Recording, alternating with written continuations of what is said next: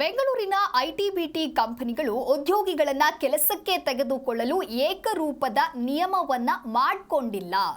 ಒಂದೊಂದು ಕಂಪನಿಗಳು ಒಂದೊಂದು ನಿಯಮವನ್ನ ಅನುಸರಿಸುತ್ತೆ. ಇದು ಆಗಬಾರದು.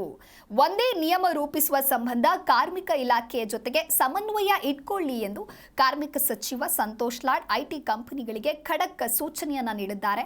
ವಿಕಾಸಸೌಧದಲ್ಲಿ ಇನ್ಫೋಸಿಸ್ನ ಮೈಸೂರು ನೌಕರರ ಆಡಳಿತ ಮಂಡಳಿಗೆ ಸಂಬಂಧಿಸಿದಂತೆ ಸಭೆಯನ್ನ ನಡೆಸಿ ಮಾತನಾಡಿದ ಇವರು, ಉದ್ಯೋಗಿಗಳ ಮೇಲೆ ವಿಪರೀತ ಒತ್ತಡದ ಕೆಲಸ ಎಷ್ಟು ಸರಿ ಅಂತ ಹೇಳಿ ಪ್ರಶ್ನೆಯನ್ನ ಮಾಡಿದ್ರು. ಐಟಿ ವಲಯದ ಉದ್ಯೋಗಿಗಳಿಗೆ ವಿಪರೀತ ಒತ್ತಡ ಹಾಕಿ ಕೆಲಸ ಮಾಡಿಸಿಕೊಳ್ಳಲಾಗ್ತಾ ಇದೆ ಅನ್ನುವಂತಹ ದೂರುಗಳಿವೆ. ನಿಗದಿತ ಅವಧಿಯಲ್ಲಿ ಪ್ರಾಜೆಕ್ಟ್ಗಳನ್ನು ಮುಗಿಸಿ ಎಂದು ಒತ್ತಡ ಹಾಕಲಾಗ್ತಾ ಇದೆ.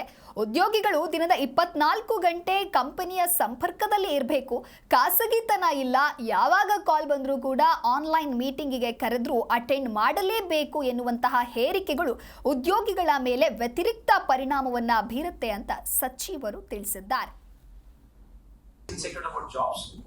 And there's a lot of stress on the projects. Yavadu privacy illa. They will call whatever time they want to call, and we have to always attend the call. There is no privacy at all. So whenever there's a project, we slum. They say whenever there's a project, if they're newly married or if a woman is going through some sort of a problem, it's all just because we have to be 24/7 alert and agile. In case we fail that, that's what we say we are not performing at this time. This is what maybe is right or it could be wrong. This is what the information what I'm getting. So, in the audience illa alli. For example, sir, couple of audit committee ಇದೆ sir. anytime any performance related issue ಆಯ್ತು ಅಂದ್ರೆ separate ಮಾಡಿದ್ರೆ ಅವರು committee ಕೂತ್ಕೊಂಡು ಅದರ ಕುಲಂಕುಷವಾಗಿ ಅದು ನಮ್ಮ ಸರ್ಕಾರ ಮಾಹಿತಿ ಇಲ್ಲ. ನೀವು ಯಾವ ತರ ಮಾಡ್ತೀರಿ, ಯಾವ ತರ ಪ್ರೊಸೀಜರ್ ಇದೆ, ನಮ್ಗೆ ಏನು ಮಾಹಿತಿ ಇಲ್ಲ. Neither we get any sort of returns from you which you are supposed to give us. Technically, even though we have left you in the not exemption ಕೊಟ್ಟಿದ್ರು ಕೂಡ ಹೊಸ ಕಂಡೀಷನ್ 2019 ಇಸ್ವಿ ಕಂಡೀಷನ್ ಇದೆ. ನೀವು ಯಾರನ್ನ ಪಾಲನೆ ಮಾಡ್ತೀರಿ. So that's why I met secretary to send a notice to you all to say to that at least a department like labor department would like to know what is happening because government is clueless. So according to the standing order of 2019 which we always give sunrise companies ಅಂತ ಹೇಳಿ ನಾವು labour act ತರಬಾರ್ದು ಅಂತಕ್ಕಂಥ ಉದ್ದೇಶ so that it grows, but in other states ಹಂಗಿಲ್ಲ. So Karnataka is a state, if I'm not wrong, correct? We are the only state where we are given and we love to. There's no, but we don't have any information. The mechanism ನೀವು ಮಾಡ್ತಿರೋದು ಸರಿಯೋ ತಪ್ಪು ಸರ್ಕಾರಕ್ಕೆ ಮಾಹಿತಿ ಇಲ್ಲ. How many employment is there ನಮಗೆ ಮಾಹಿತಿ ಇಲ್ಲ. IT industry ಎಷ್ಟು ಜನಕ್ಕೆ ಎಂಪ್ಲಾಯ್ಮೆಂಟ್ ಕೊಡ್ತಾ ಇದೆ ಎಲ್ಲೋ ಒಂದು ಬೇರೆ ಕಡೆ ಸರ್ವೆ ಬರಬೇಕನ್ನ ಹೊರತು ನಮ್ಮ ಡಿಪಾರ್ಟ್ಮೆಂಟ್ ಇಲ್ಲಿ ಇಲಾಖೆಯಲ್ಲಿ ಇಲ್ಲ. How many men are there? How many women are there? What is the age or demographics? G Kannada news ಈಗ ನಿಮ್ಮ ಮನೆಯಲ್ಲೇ ನೋಡಿ.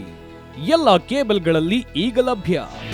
ನಿಮ್ಮ ನೆಚ್ಚಿನ ಜಿ ಕನ್ನಡ ನ್ಯೂಸ್ ಈಗ ಸನ್ ಡೈರೆಕ್ಟ್ ನಲ್ಲಿ number 292, Tata play number 1664, Jio TV number 1334, NXT digital number 30, in cable number 30, city networks 51, U digital number 162, GTPL number 17, Rockline telecommunications number 42, Shri Basaveshwara cable number 168, rural cable network 60, Vinayaka digital 57, Abhishek cable 821, city channel 53, Siddeshwara cable network 57, V4 digital Infotech 628, Surya digital networks 53, Gajanan digital number 836, Malnad infotech private limited number